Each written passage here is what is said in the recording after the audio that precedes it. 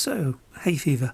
While I wait for the softback Troika Kickstarter to arrive and try to remember why I backed it in the first place, I'm just going to talk through a few third-party Troika books.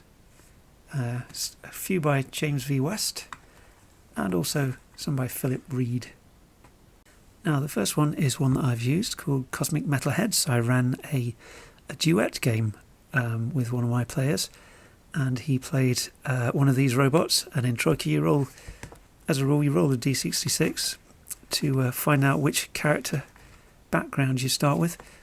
And so this is really nicely illustrated by James V. West and written by him too. 36 different character backgrounds, all really good fun. And I just made up a world which was populated entirely by robots, and the person who was in charge of the planet tasked his character, who was had this background here, Zap, to find a Mr. Fix-It. Basically, I used one of Tim Snyder's adventures from Mutant Future called Mr. Fix-It, and yes, he was tasked to find Mr. Fix-It in order to do a very specific task for the leader of the planet. So if you want any cool robots for your Troika games, then this is a really great book for that. It includes some extra little rules, some different damage rolls for robots, and glitches they can develop, and things that can go wrong, and their special sort of modules that they can have, which gives them special abilities, as well as their skills and possessions.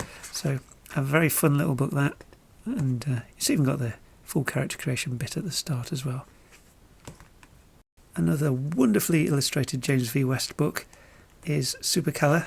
He also wrote this one, and it's a bit difficult for me to visualise this space highway kind of thing, but you get your usual character creation and backgrounds. Again, a D66 choice or roll to find your background, all different kinds. And also, what I found particularly cool was a selection of more sci-fi style weapons to use in your Troika games. So those are quite fun, and you get all the info here on those, the costs and everything, and also the damage table. So that's also very handy. Goods and services, vehicles, lots of background stuff, but again a thin background, as is the Troika way. And I find it a little oh well, that gives you a visual representation of the space highway. So yeah, I'm sure you could get your head around it. I think if you visualise the original Toe Jam and Earl on the Genesis or Mega Drive, then that sort of, maybe that gives an impression of how the world, or this game world, looks. But yeah, very cool. Another wonderfully illustrated book by James V. West. And I have another one of his books, which is not a Troika book, but I shall discuss that another time. Now, I have used this Occurrences by Philip Reed in my solo Troika attempt. It has a sort of whimsical quality similar to the main book itself, and a slightly fairy tale quality as well, probably due to the nice choice of artwork he's got in here. The entries I found them very funny and entertaining.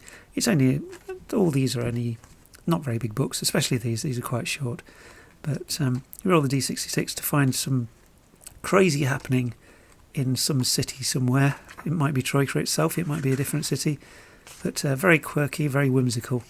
And if you don't like whimsical, then it's probably not the book for you, but just 27 pages, and it's quite fun, quite a fun read. Now, despite the author's protestations that people should not buy this because they really are superfluous spells, so he says, I did get this, and I found it very, again, an entertaining read, very silly. There's a spell called All Night Long, When cast, the wizard may select one or more target characters or creatures. Those targeted by the spell must successfully test their luck or skill for enemies, or suffer from an uncontrollable urge to dance until sunrise. The spell's targets may also continue to take other actions, but they suffer a -1 penalty on all rolls as a part of their attention is focused on dancing. And there are all sorts of interesting choices of artwork again, and lots and lots of ridiculous spells in these 27 or so pages.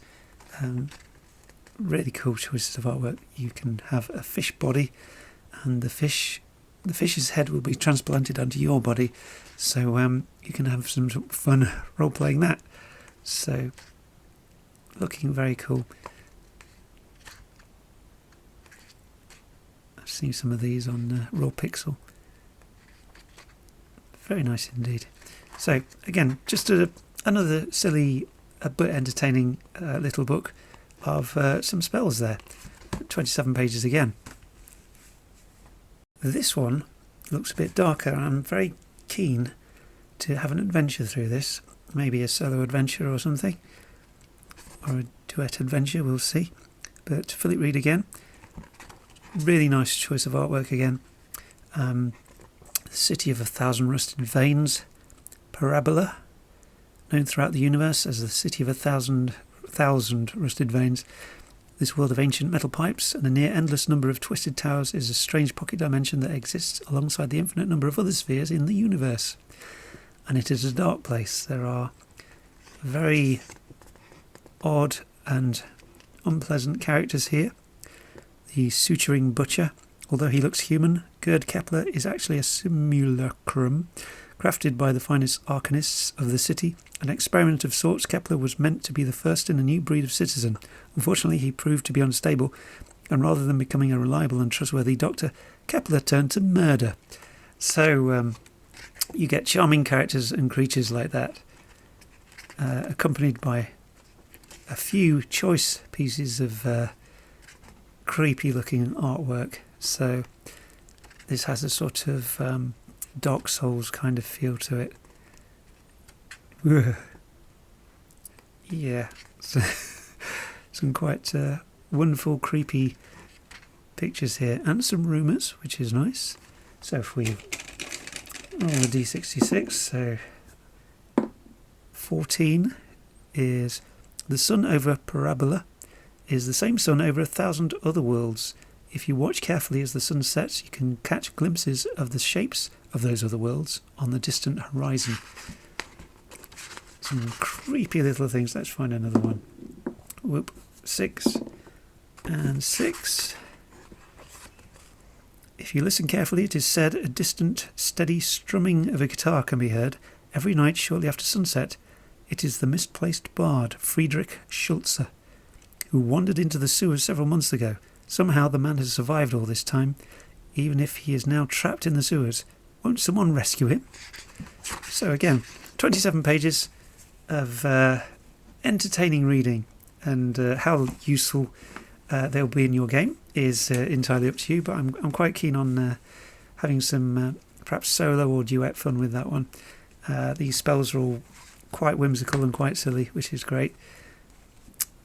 This one's very whimsical, fits in with this sort of Troika quirkiness and slightly silliness, and for all your space highway needs, and also features some very cool sci-fi style equipment and character classes, character backgrounds. If you want robots, it's all in there. So yes, I wait for the softback Kickstarter to arrive. One of my penultimate Kickstarter that will be. I'm determined. It has a integrated GM screen, whatever that means. I wait to see. But yes, just a little look at a few third-party Troika books by Philip Reed and James V. West.